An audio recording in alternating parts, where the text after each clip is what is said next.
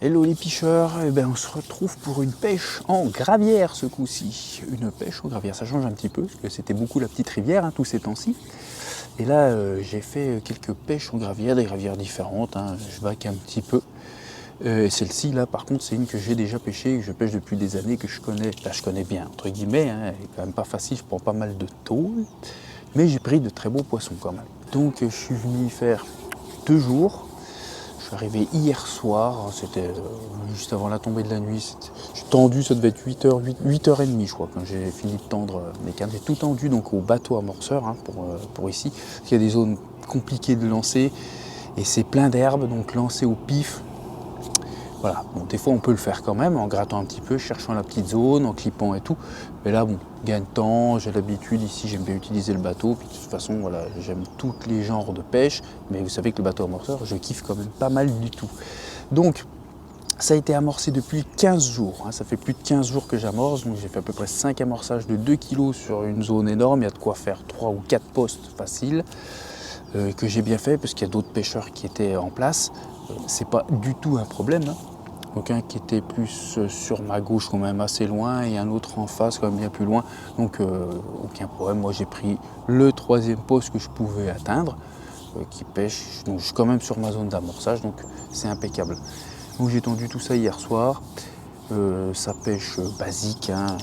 J'ai amorcé à l'avance. Donc bouillette sur le fond, à part une qui pêchait en bonhomme de neige. C'est tout. Les autres sont avec des appâts posés sur le fond. Donc les écrevisses et les chats ont l'air de se réveiller. Bon, moi j'ai coupé un peu parce qu'il y avait plein de monde qui passait là. Donc du coup, les lacs là commencent à faire beau, les gens commencent à se promener et tout. Donc voilà. Puis il y a un avion qui nous emmerde maintenant. Putain, truc de dingue, on peut pas être tranquille. Je sais même plus où c'est que j'en étais moi, bordel de cul. Je vous disais quoi comme connerie encore. Putain, je vois une tortelle là. Il y a plein de tortelles ici. Ça doit nettoyer les amorçages, j'en suis certain. Parce qu'il n'y en a pas qu'une. C'est des machins, ouais, comme ça, tranquille, Puis il y en a un paquet, Pas qui c'est qui t'est collé ça là, bordel de cul. C'est joli, c'est sympathique, mais ouais, je crois que ça fait du mal en plus à la faune, Enfin bref, on n'était pas là-dessus, on était sur la piche. Donc les 3 cannes, donc une canne de gauche qui pêchait avec une seule bouillette dense sur le fond, celle de l'amorçage, celle de droite pêchait avec 2 bouillettes denses sur le fond. J'espère que les avions vous emmerdent pas trop, normalement, avec ça, non mais ça doit être le 20e avion qui passe, là. C'est un truc de dingue, ça. Ça fout le dimanche. Putain, t'as que ça à foutre de pêcher le dimanche? Ouais, chacun fait ce qu'il veut, quoi. Et puis, du coup, la 3e canne, avec un bonhomme de neige. Donc, voilà, les pêcheurs. Et, bien sûr, donc j'ai pas eu de touche le soir. J'ai rien fait. Et donc je me suis bouffé un truc, je me suis pioté. Rien du tout, non, rien du tout. J'ai eu 2 bips retour sur la canne de gauche, vers 3h du mat. Je me suis levé, j'ai bu mon café et là, boum, réellement, je vous montre ça les picheurs. Bon, et ben après une nuit très calme, big fish. Je pense que, je suis quasiment certain que je la connais. Ouais, c'est ça là que je pêche régulièrement. Et du coup, je l'ai déjà pris, je crois, 2 fois, c'est la 3e. Tout le temps avec au moins 1 an d'intervalle, voire même 2. Et du coup, là par contre, voilà, c'est juste avant la fraie, donc c'est une femelle. Je vais la peser après, mais elle fait plus de 20, sans problème. Je l'appelle la pizza, celle-ci. La pizza, on a pris la pizza. Tout doux bijou. T'as pas fait un super méga combat,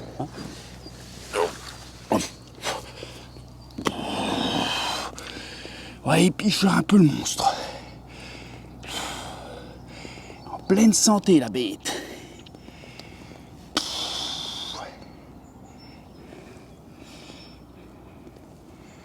La bestiole de ouf.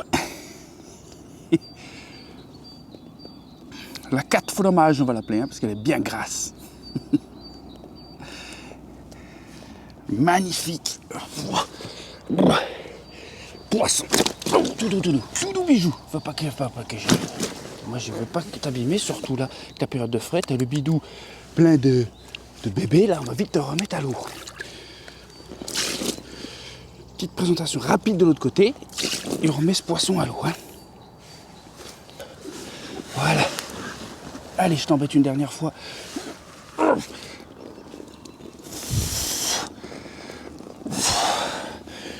Voilà les pêcheurs. Allez, moi ça se bijou. Après une nuit stérile, je suis arrivé hier soir, et ben ce matin, 9h à peine, pendu la pizza. Allez, on n'embête pas plus, on la remet à l'eau. Donc là, big fish à peine 9h du matin sur ma canne du milieu avec le bonhomme de neige. Je soupçonne qu'il restait que la pop-up, un petit peu, parce que les deux autres cannes pêchaient à la goutte d'eau. Je les ai relevées que 2 heures après, parce que je pensais que ça pêchait.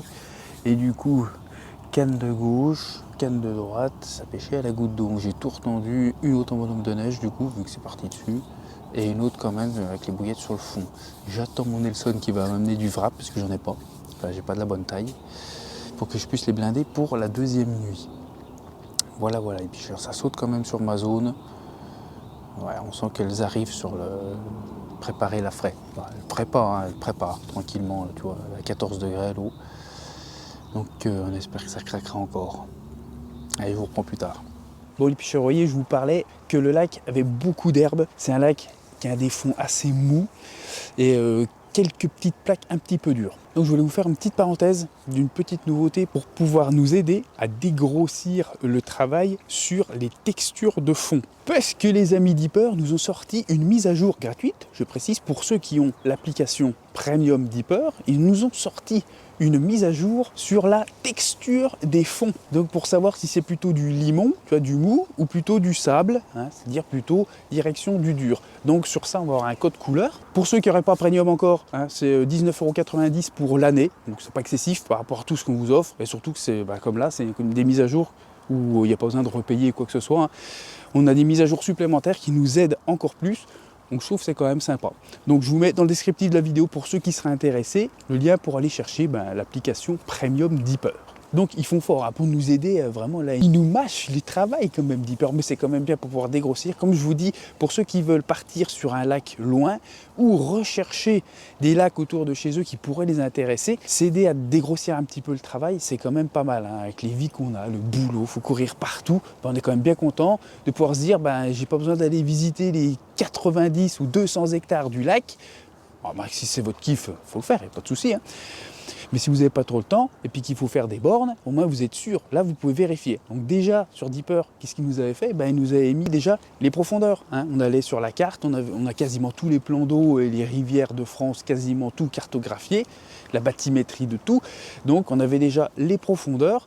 Hein, plus c'était foncé, plus c'était profond, puis de toute façon on cliquait dessus et on voyait la profondeur. Ça nous permettait de trouver les platis, les chemins, tous ces trucs-là, donc c'était déjà cool. Mais maintenant, on va passer sur le téléphone et je vais vous montrer ce petit plus vraiment sympathique qui nous a sorti Deeper. Donc ça, c'était avant. Hein, on se retrouvait avec les fonds, tu vois, tu cliques dessus, hop, tu as exactement la profondeur là où tu cliques, donc ce qui nous permettait de voir les profondeurs, découvrir un peu les hauts fonds et tout ça. Et maintenant, tu vois, donc tu as le petit rond en haut à gauche.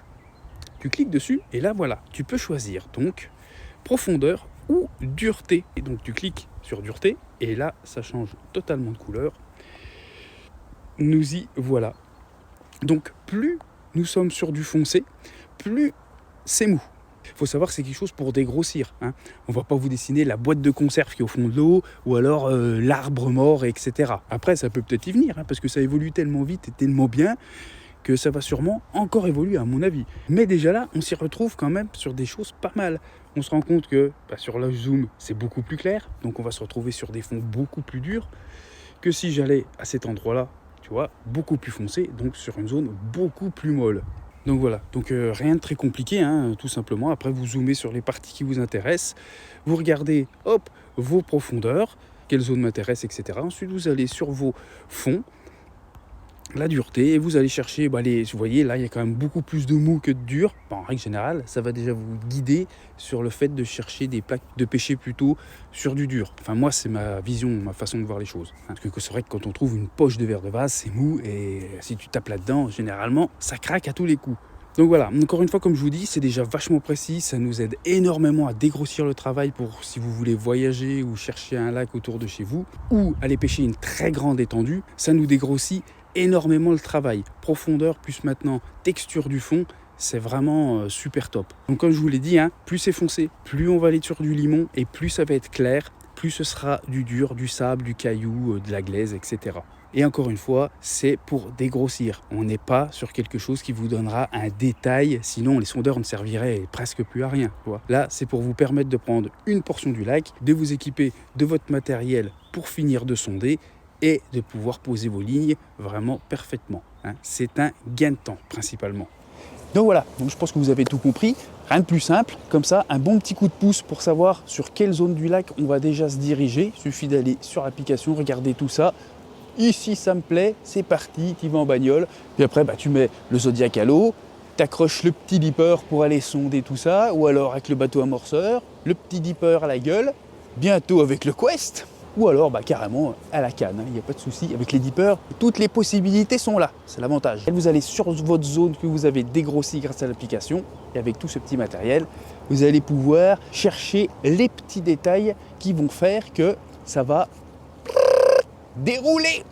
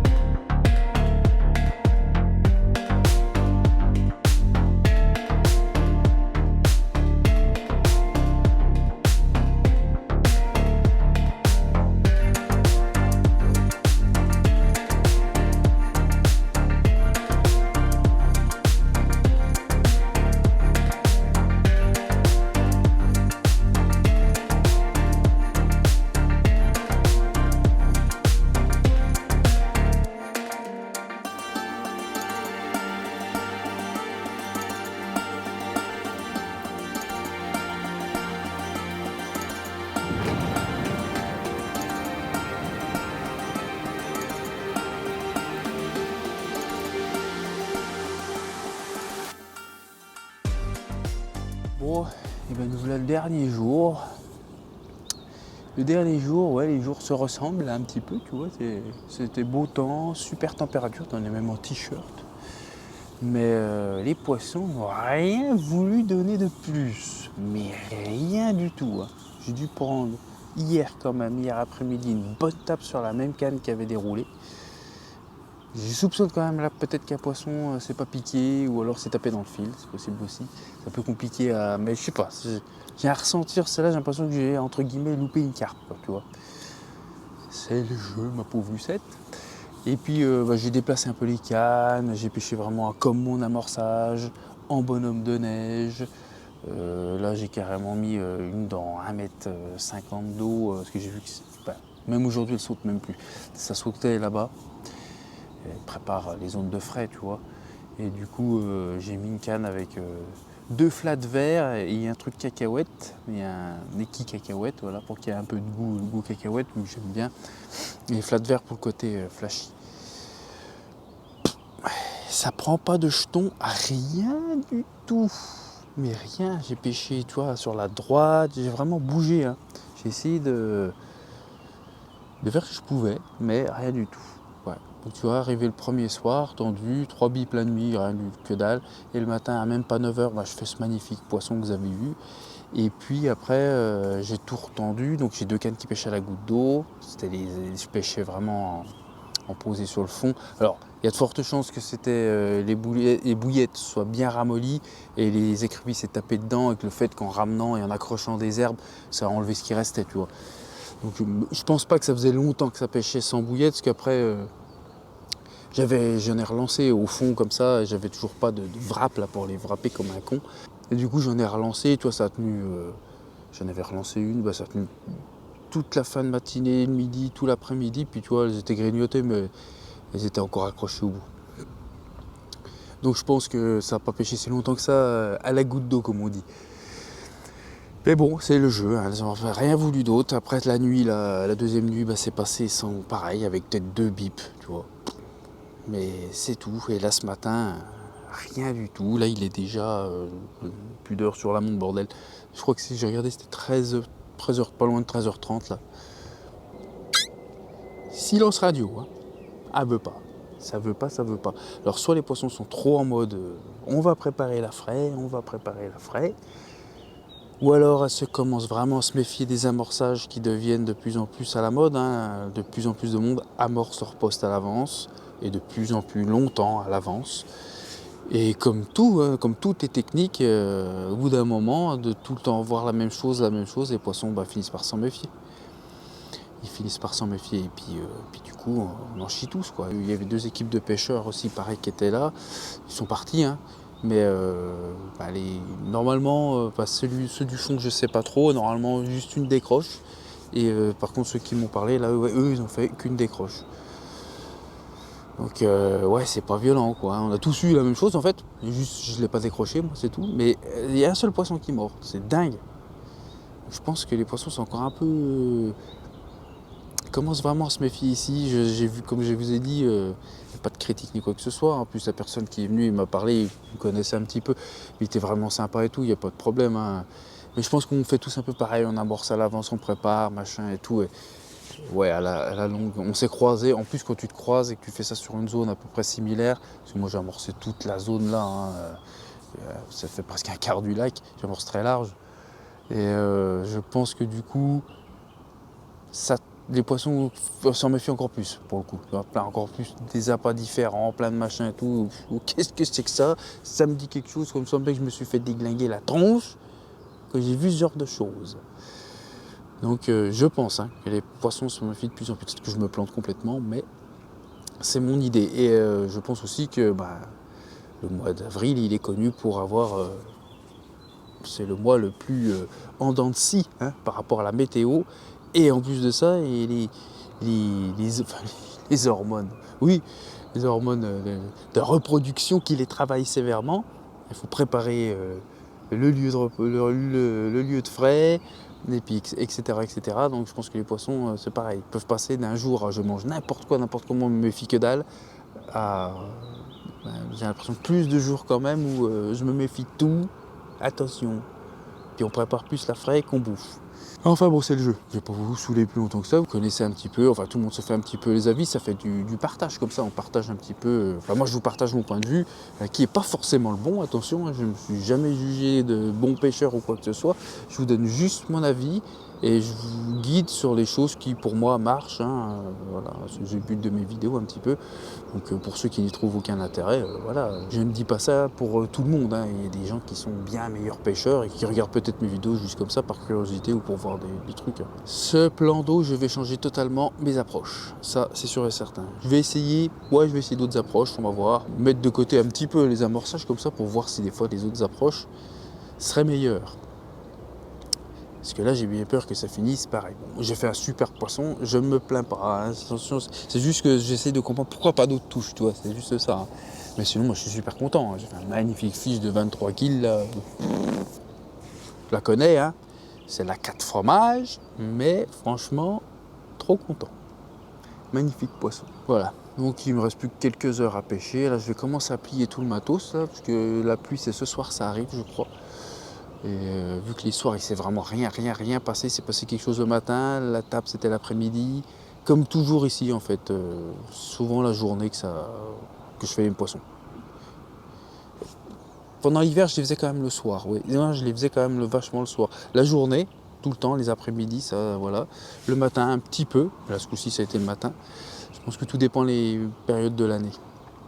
Plus l'hiver, ouais, je tapais souvent un poisson le soir. Mais bon, là, rien du tout, il n'y a pas d'activité, rien du tout le soir. C'est vraiment un petit peu le matin tôt. Je plie tout ça. Bon, ça fait pas beaucoup d'images super intéressantes. Bon, il y a quand même un magnifique poisson de vue et tout. Ça fait un peu beaucoup de ciblage sur ma gueule et tout. Mais comme je vous ai dit, hein, les lacs comme ça, voilà, c'est trop reconnaissable ici. Puis s'il y en a qui connaissent, gardez-le pour vous, ça sert à rien. Il y a déjà de plus en plus de monde. C'est pas une critique. C'est comme je vous dis, ceux qui ont des lacs autour de chez eux, ils peuvent se dire bah tiens je vais aller le pêcher et tout. Voilà, le problème qui va se passer, c'est que 80% d'entre vous vont être ouais non mais ils s'en foutent de voir les images, il n'y aura aucun problème et tout, ils seront même contents, tu vois. Mais le problème c'est que même que 1 ou 2% sur des milliers de personnes, tu imagines le nombre de personnes que ça représente, ça te bousille, enfin bousille. Ça t'amène une pression de pêche mais monumentale et puis bon ben puis voilà quoi, c'est pareil. Et puis par des gens qui sont pas très bien intentionnés parce que chercher des postes, chercher des lacs, chercher des coins de pêche pas via les vidéos, c'est n'importe quoi. Surtout des petits plans d'eau, des petits trucs un peu de secteur, tu vois. On parle pas des grands machins comme Orient, comme Sacassien, comme les noms de lacs connus, tu vois, ceux-là tu peux les citer, ça change rien, de toute façon c'est pareil. Mais voilà, j'ai pas envie d'avoir trop de répercussions sur des petits lacs comme ça, assez sympathiques. Comme je vous l'ai dit, de toute façon ça sert à rien d'aller venir chercher celui que je pêche, ou celui qu'un autre youtubeur pêche ou cartonne. Les gravières, c'est partout pareil. De toute façon, les gravières, le long de l'autoroute, les machins, toutes ces gravières-là, elles ont de très beaux poissons, très beaux cheptels. Donc, prenez celles qui sont plus près de chez vous, allez les pêcher, et puis voilà. Donc, ceux qui sont pas très loin de celles-ci, bah, ils essaieront peut-être un jour, et j'en ai aucun problème. C'est juste que, voilà, il y a dans les abonnés des gens mal intentionnés, des gens qui réfléchissent pas correctement, qui vont aller chercher des coins de pêche par rapport à ce que le youtubeur fait, machin, etc. Après, comme je dis, hein, tout le monde fait comme il veut, il n'y a rien qui est à moi, il n'y a rien qui est à vous, c'est le public, voilà, c'est juste dans le respect qu'il faudra le faire, et ça se passerait toujours très bien. Ouais, et puis surtout, un petit mot un petit peu du lac. Mais pour l'instant, il n'y a aucun problème ici, hein, ça se passe très bien. J'ai jamais vu arriver 50 biouis d'un coup. Non, non, c'est plutôt pas mal. Hein. Il y a plus de pêcheurs, mais de toute façon, partout il y aura plus de pêcheurs, parce qu'on est de plus en plus de pêcheurs. Donc ça, c'est tout à fait normal. Et du moins que c'est dans le respect, comme je dis, aucun souci. Allez, on commence à ranger tout ça. Et je vous reprends s'il y a un poisson, mais j'ai quand même un doute, vraiment. Et ben voilà, la vidéo est finie. Je n'ai rien refait derrière. Hein. Les heures qu'il restait, je suis resté jusqu'à presque la fin de journée. Ouais, 17h, pas la fin de journée, 17h. Et ça, ça n'a pas voulu. Rien. Plus un bip, rien du tout. Pour la deuxième nuit, hein, j'avais donc mis les wraps et tout ça. Ils étaient grappillés un petit peu, les écrevisses se réveillent bien, bien, bien. Mais du coup, ça pêchait. Donc, ouais. Donc c'est que oui, il n'y a pas de poissons qui sont venus grignoter mes petites bouillettes. Bon de toute façon mon analyse entre guillemets de personnelle, tu vois, c'est que voilà, comme souvent au mois d'avril, tu peux tomber sur un truc de fou, tu vois, les poissons se mettent à manger un truc de dingue. Et puis il y a des passages, il y en a pas mal où les poissons, il n'y a pas moyen de les faire mordre, même des fois s'ils sautent sur ton spot. C'est que commence à rejoindre les zones de frais, comme on dit, quoi, préparer la frais. Donc ils ont un peu plus la tête là-dedans que de la bouffe. Quoi. Et il y a des passages en fait, hein, je pense que elles rejoignent les zones, je sais pas, elles doivent préparer, elles font le lit et tout là. Non mais bon, elles vont sur la zone de frais, c'est un peu ça, leur préparation, c'est qu'elles cherchent un petit peu le coin où la frais va se dérouler, hein, en règle générale. Bon, il y a plein d'endroits, hein. Mais voilà, elle commence à rejoindre cette zone et avoir plus la tête là-dedans que la bouffe. Mais il y a des passages en fait euphoriques où quand elles se mettent à bouffer, elles bouffent tout parce qu'elles vont faire des réserves pour avoir l'énergie nécessaire pour pouvoir frayer.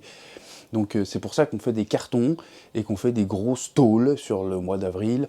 Et des fois ça se pousse aussi sur le mois de mai. Le mois de juin est un peu aussi ce truc-là. Bon, ça commence à se calmer. Si les poissons ont bien eu le temps de frayer, quand ça commence vraiment à finir. Mais vu que là le temps est tout le temps décalé, un coup froid, un coup chaud, ça décale aussi les frais. C'est pour ça qu'on aime avoir un temps vachement stable qui chauffe petit à petit sur le début d'année à partir de mars-avril jusqu'à juin, comme ça, quand tout se passe bien. Maintenant c'est plus le cas depuis des années, hein, en juin généralement c'est fini hein, la frais.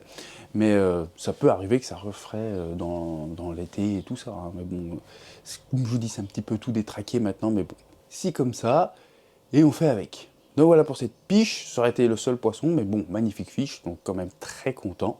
Et puis on va se retrouver bientôt en Saône, j'espère, parce que là ça devient compliqué. Comme je vous ai dit, je vous ai préparé des choses, mais le coup de froid là, il y a eu un peu de pluie, donc ça remonte tout de suite, vu qu'elle n'est pas dans son lit.